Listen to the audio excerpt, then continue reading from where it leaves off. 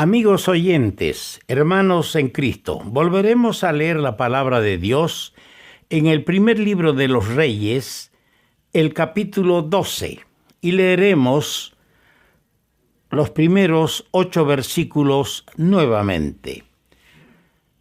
Roboam fue a Siquem, porque todo Israel había venido a Siquem para hacerle rey. Y aconteció que cuando lo oyó Jeroboam, hijo de Nabat, que aún estaba en Egipto, a donde había huido de delante del rey Salomón y habitaba en Egipto, enviaron a llamarle. Vino pues Jeroboam y toda la congregación de Israel y hablaron a Roboam diciendo: Tu padre agravó nuestro yugo, mas ahora disminuye tú algo de la dura servidumbre de tu padre y del yugo pesado que puso sobre nosotros, y te serviremos. Y él les dijo: Idos, y de aquí a 3 días volved a mí. Y el pueblo se fue. Entonces el rey Roboam pidió consejo de los ancianos que habían estado delante de Salomón, su padre, cuando vivía. Y dijo: ¿Cómo aconsejáis vosotros que responda a este pueblo? Y ellos le hablaron diciendo: Si tú fueres hoy siervo de este pueblo y lo sirvieres, y respondiéndoles buenas palabras les hablares, ellos te servirán para siempre.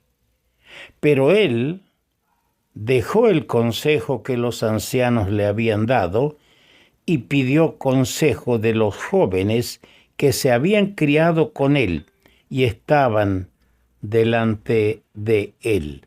Que nuestro Señor añada su bendición a la palabra suya. Dice el versículo 1, Roboam fue a Siquem porque todo Israel había venido a Siquem para hacerle rey.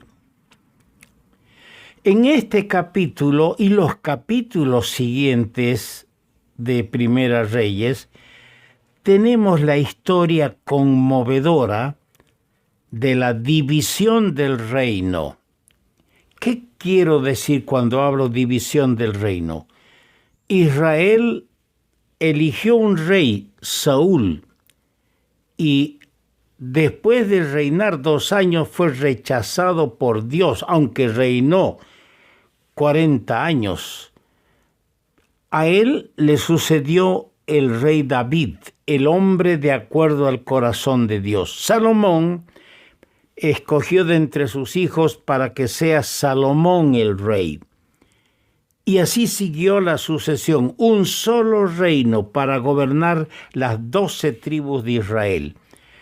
Muere Salomón y entra en la heredad del trono, en la línea real, entra su hijo Roboam. Ahora, en este capítulo comenzamos leyendo que todo Israel, un solo reino, se juntó para hacerle rey a Roboam.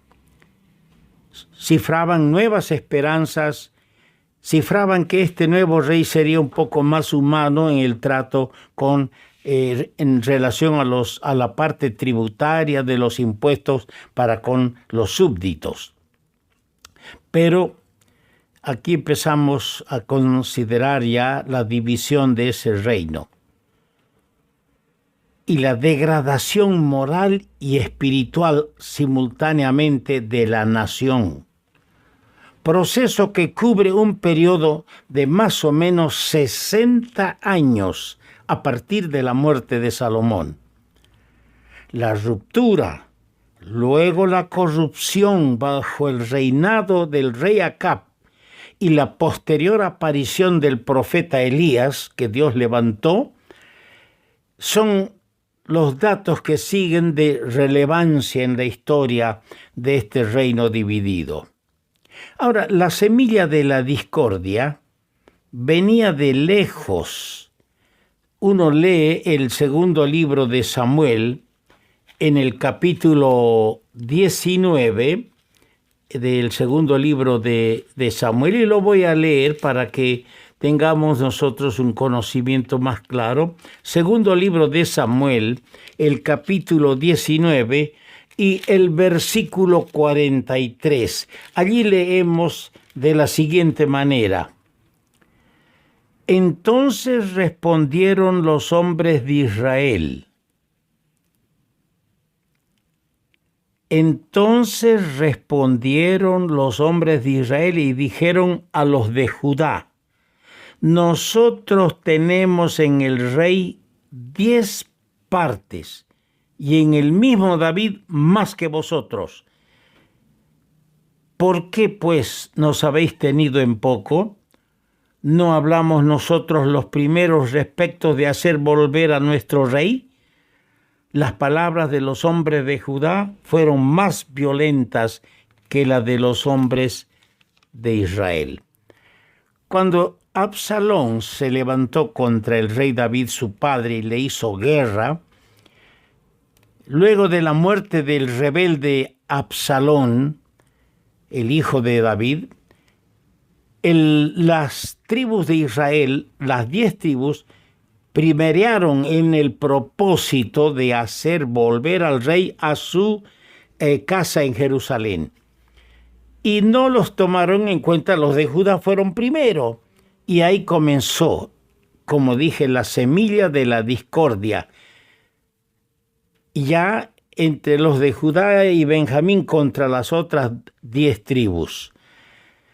Ahora, esta discordia tuvo su ocasión y con motivo de ascender al trono Roboam y la ulterior rebelión de un súbdito, Jeroboam, que cuando Salomón se hizo rebelde y tuvo que escapar al exilio, ahí se concretó esta división. Triste es notar que el rey Roboam no supo tratar para unificar y pulir asperezas en las tribus de Israel. Triste es notar 3 condiciones que demostró el pueblo que había ido a Siquem para coronar a Roboam. 3 condiciones. La primera, dice, todo Israel había venido para hacerle rey. Tenían una buena disposición. En todos había la buena disposición de hacerle rey.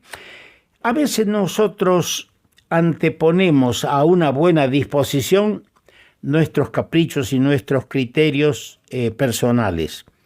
Esto debemos descartar toda vez que el pueblo de Dios, la iglesia, debe subordinarse a la palabra de Dios. Pero aquí hay buena disposición, seguir con la línea real, hacerle rey.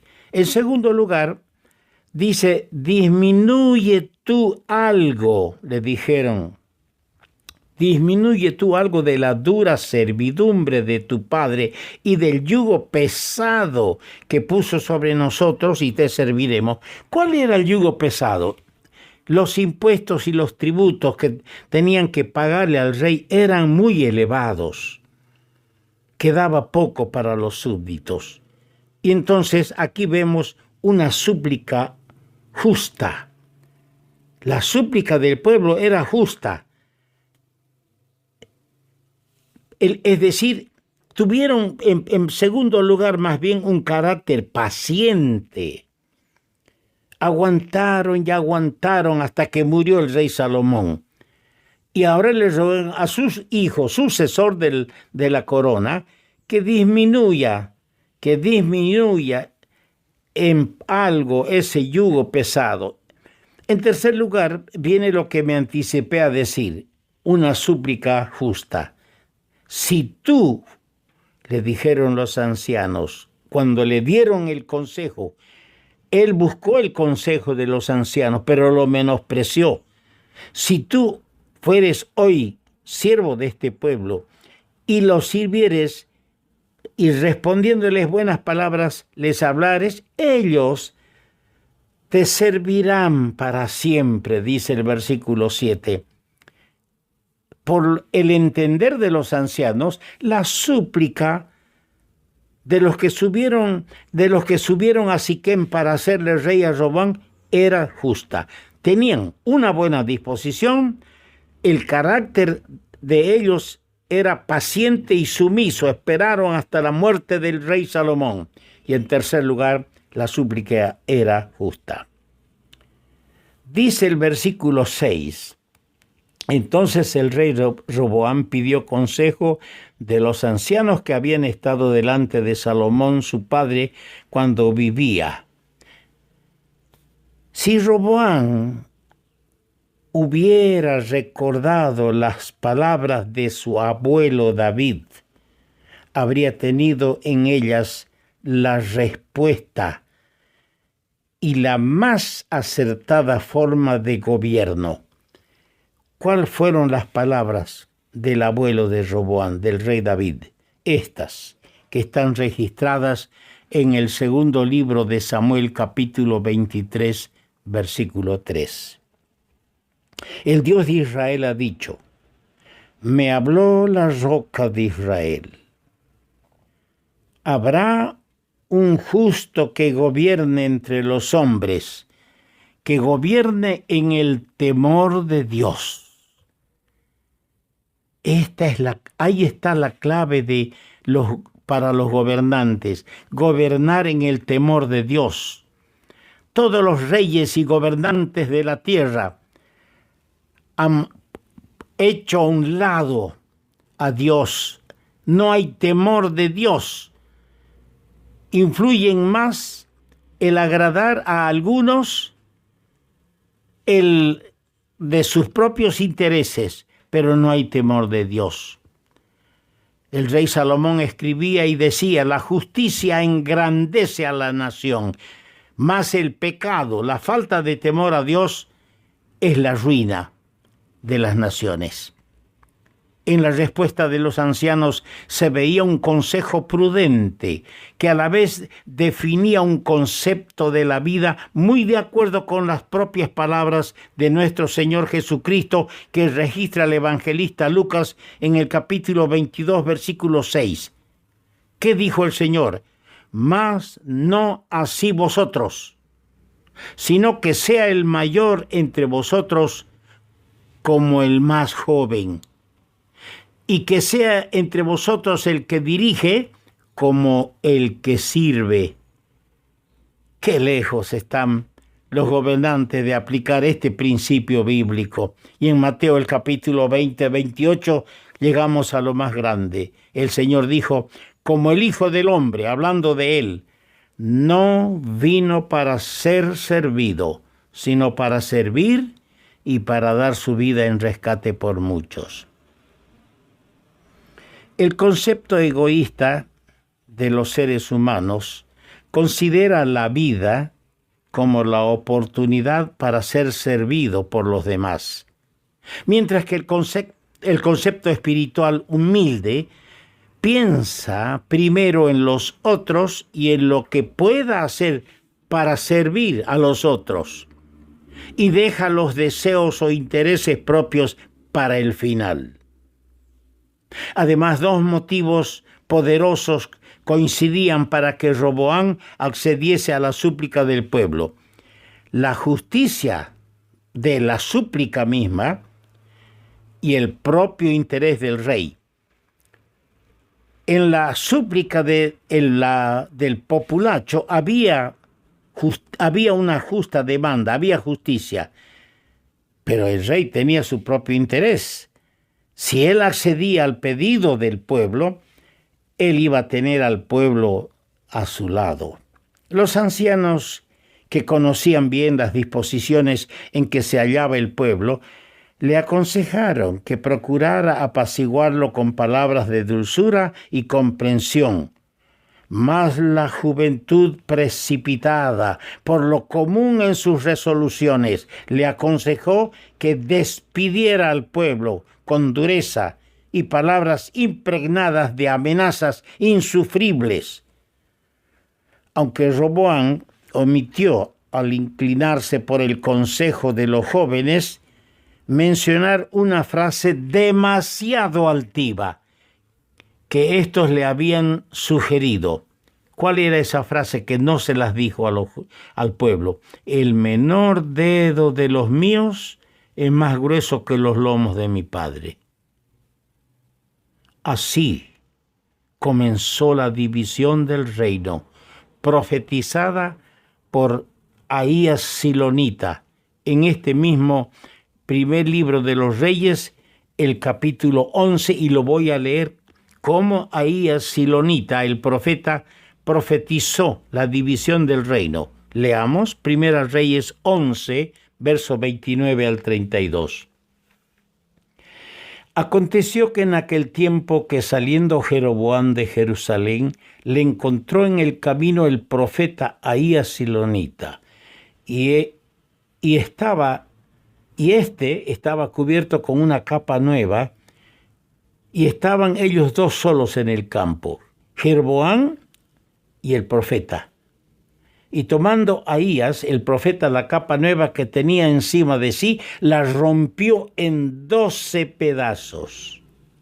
Y dijo a Jeroboam: toma para ti los 10 pedazos, porque así dijo Jehová, Dios de Israel: he aquí que yo rompo el reino de la mano de Salomón, y a ti te daré 10 tribus, y él tendrá una tribu por amor de David, mi siervo, y por amor a Jerusalén, ciudad que yo he elegido de todas las tribus de Israel. Ya había sido profetizada la división. Ahora comenzó la división que a posterior ambos reinos, surgidos de uno solo, de un pueblo que Dios escogió, se enfrascarían en guerras fratricidas, destruyéndose y apartándose de los mandamientos del Señor. Triste es.